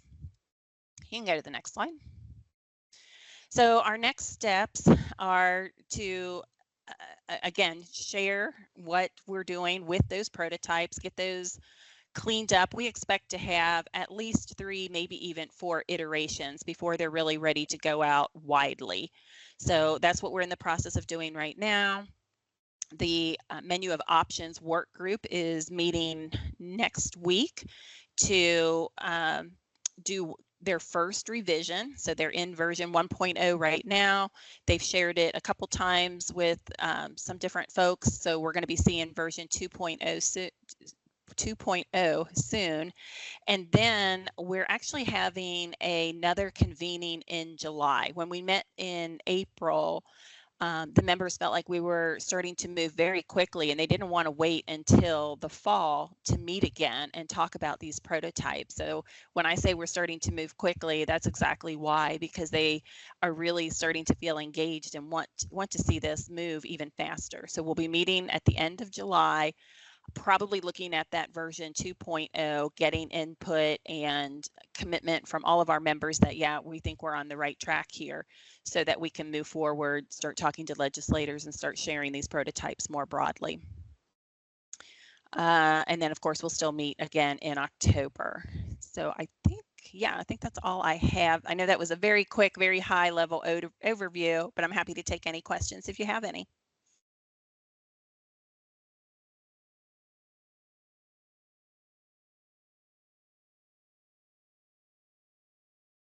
All right, thanks, Stacy.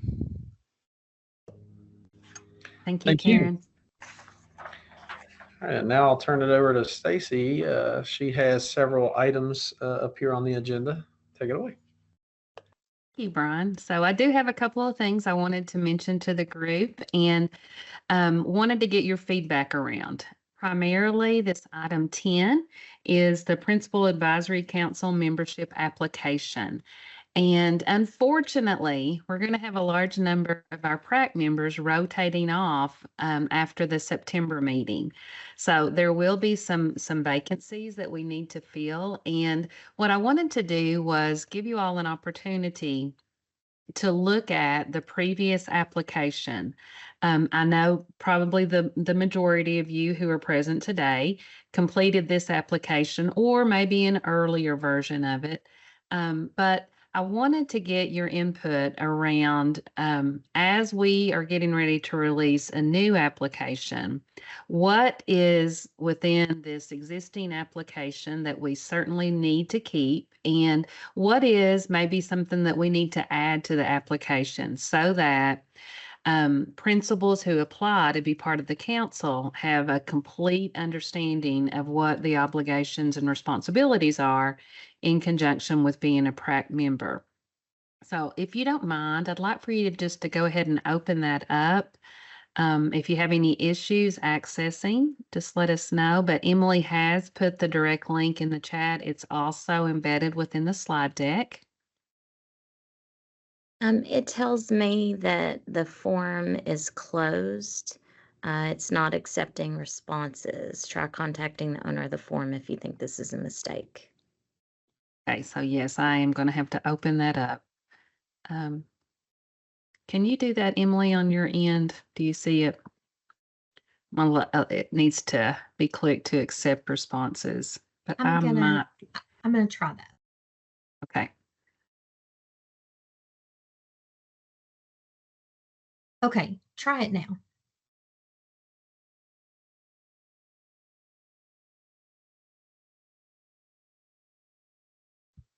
Yeah, it's working now, I think. Great, perfect. Thank you, Emily, for helping there. Welcome. So I'm just going to give you a minute or so of quiet time to review.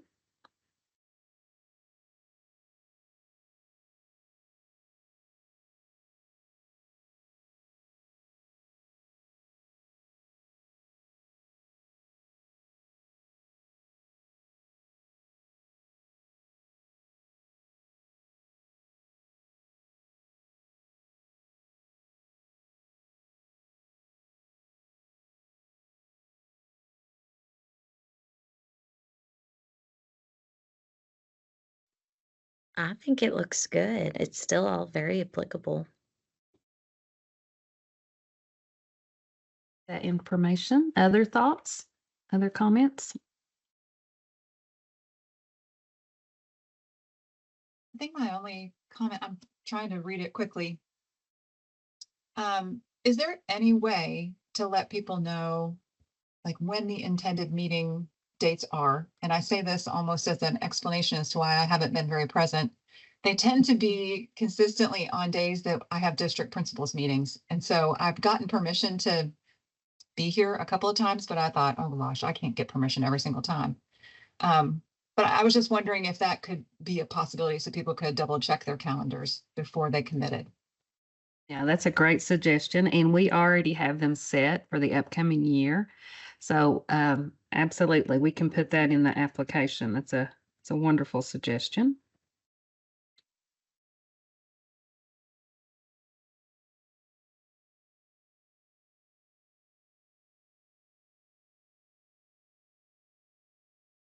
And then also we could put some language in there. We traditionally try to keep it, like the second Tuesday of the month. So we wouldn't be able to do all of the following years, but at least they would have that general idea, that time frame, and then we can have them specifically listed for 24-25. Yeah, great idea. My extended question for that then would be, so we have district principals meetings the second Tuesday of every month. And so then I would wonder, that would exclude really anyone from my district from participating. Would it be even considerable to like move that around so that it could vary? Yes, I mean, we certainly have flexibility on the day of the week, and that's something I'd like to hear from the group. Is there a better day of the week? So we are connecting on this Thursday, and the next, let's see, our next meeting date is September 5th. I believe that is a Tuesday, but let me double check.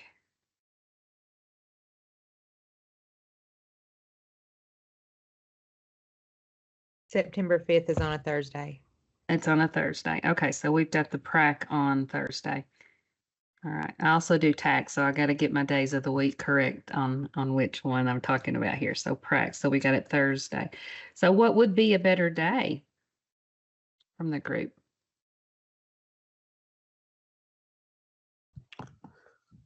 Well, I think it's going to be really hard with, multiple districts across the state.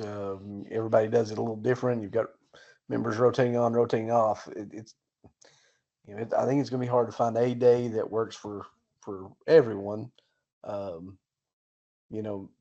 Maybe, I don't know, maybe I'm misunderstanding Erica a little bit, but I think maybe she's saying not have it set on, okay, it's always the second whatever of whatever, but to kind of mix it up just a little bit. That way, if you have to miss the one that's on the second Tuesday, when the next one rolls around, it won't fall on that day. And I don't know if that'll work I know you guys have a lot to schedule as well. So scheduling is always hard with big groups like this. Yeah. Well, no, I think that is an excellent point.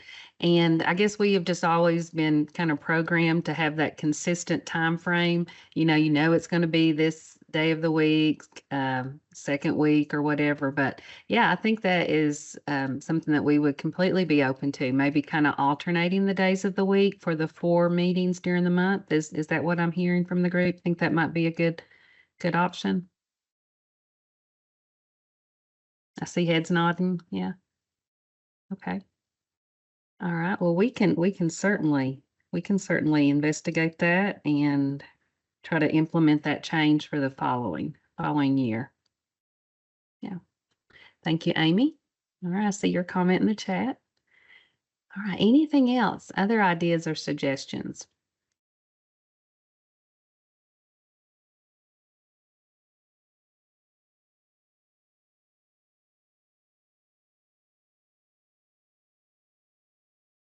Well, you all do have the link that you can go back to the particular application. There's the example, and always feel free to follow up with me. We're not going to send this out probably until maybe July. So we've got a little bit of time that we're going to work on that. But if you have any additional thoughts, please share those with me. And that takes us to our next item, our principal well-being project. I need your thoughts once again. So this is a new initiative that we are about to share out widely, variety of different ways. And it's all about coming up with some ideas to support principals. And it's specifically around Standard 6 in our PCEL standards. And if you want to go ahead and open that up, PCEL Standard 6.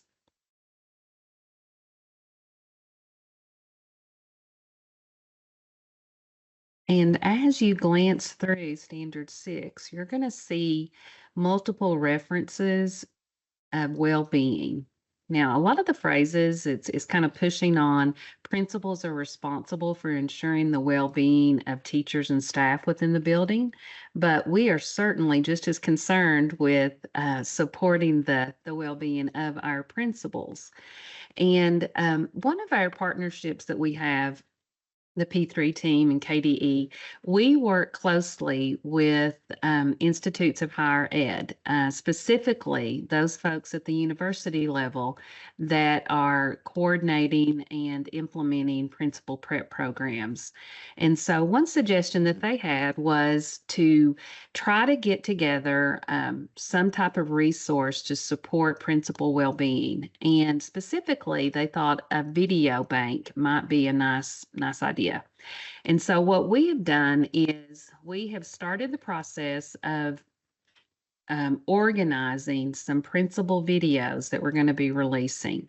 And so if you can advance to the next slide, Emily, there is a link to a one-pager that kind of has everything about this project embedded. It is a draft document. I wanted to get your feedback around it before we released it, but you can see on that one pager, and Emily, do you mind just clicking that link so it'll show up on our screen?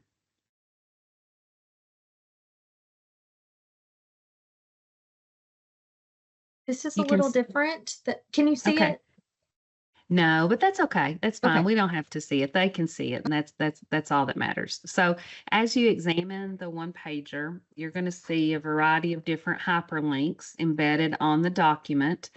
And we've got that overview piece that kind of describes the work. And then also we have a link that's going to take you to some sample videos. Now, we only have one sample video for a principal right now.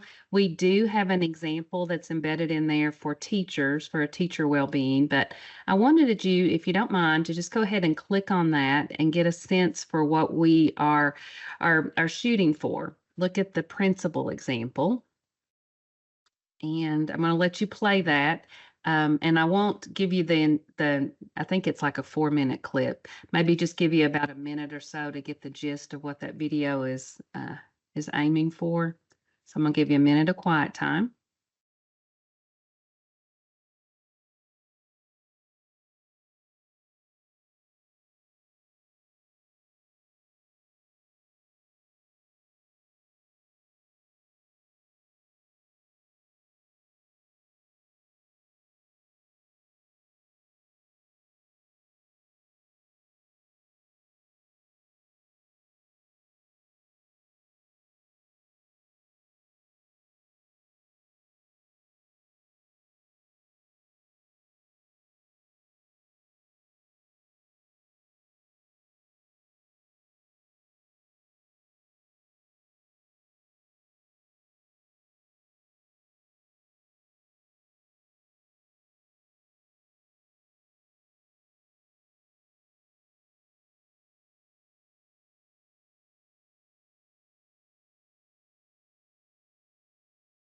Okay, so you can kind of get a sense for where the video is going. We've got a principal who's sharing some strategy or a specific strategy to support her own well-being. And so what we're trying to do is to create a collection, kind of like a bank of videos that other principals can access. And when you look at the bottom of that one pager, you'll notice a Google form that if you don't mind to go ahead and click on that, and you can see some of the information that we're going to try to collect. And then there's also a spot within that form where you can upload the video. So if you don't mind to click on that and just kind of scroll through that, give me some feedback about, does that look manageable for principals? Are the form questions there, is that something that's reasonable in terms of time? Are the directions clear? And then I guess a big question is, what might it take to get our PrAC members to contribute to this project, and of course others? Well, what do y'all think? I think my first impression is, wow, this is fantastic. And then my response is, I immediately thought, I have no idea. I have no idea what I would do. And so as crazy as it may sound, I would almost say, for example, I meditate in my car on the way home, or I, listen, just some ideas of what people do so they can say, oh yeah, I do a lot of that stuff. Absolutely. Yeah, that'd be perfect. That would be perfect. Other thoughts?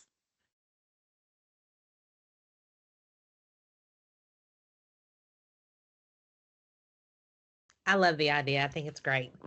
So if you want me to do a video, I'll do a video. Okay, awesome. Thank you. Thank you so much. Okay, well, so there you go. There's the challenge, the task, I guess. As members of PrAC, you all are the leaders among leaders within the state of Kentucky. So I would certainly encourage you, if you don't mind, to look through that and then, think about it, because you probably, just like, we heard there, sometimes we don't think about what we do to kind of decompress and manage our internal things that are going on whenever we are in the midst of day-to-day principal world. So if you don't mind, just to be thinking about that. I'll be following up once we get that draft one pager kind of finalized and ready to push out. And I'll just be following up with additional information and a little more detail about the project. And just feel free to go ahead and make the video. The only thing that you have to do is do the horizontal. That's the only specific thing that the tech person gave us, just the horizontal video on your phone. Easy, easy. Okay. And thank you, Amy. Yeah. And Nick, absolutely. Absolutely. Yeah. Very fortunate to have all of you as members of PrAC. You're awesome. Awesome. Okay. So it is 11:59. Want to make sure that we adjourn at the appropriate time. I'm going to turn it back over to Brian. Item 12.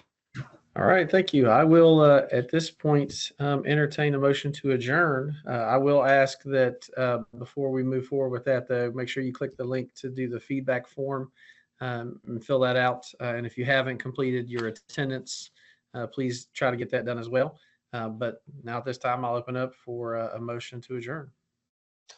Nick Brooks, I'll make the motion to adjourn. Thank you, Nick. Do we have a second? I second. Sarah, Kaz, sorry. Thank you, Sarah.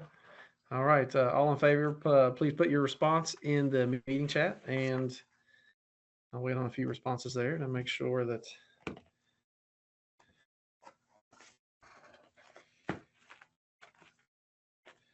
All right, I believe that means we are adjourned. I do want to say a quick thank you to Miss Noah for all your support and help this year in allowing me to feel comfortable running these meetings and for all your help. Thank you all. I hope your summer is fantastic. Great job, Chair.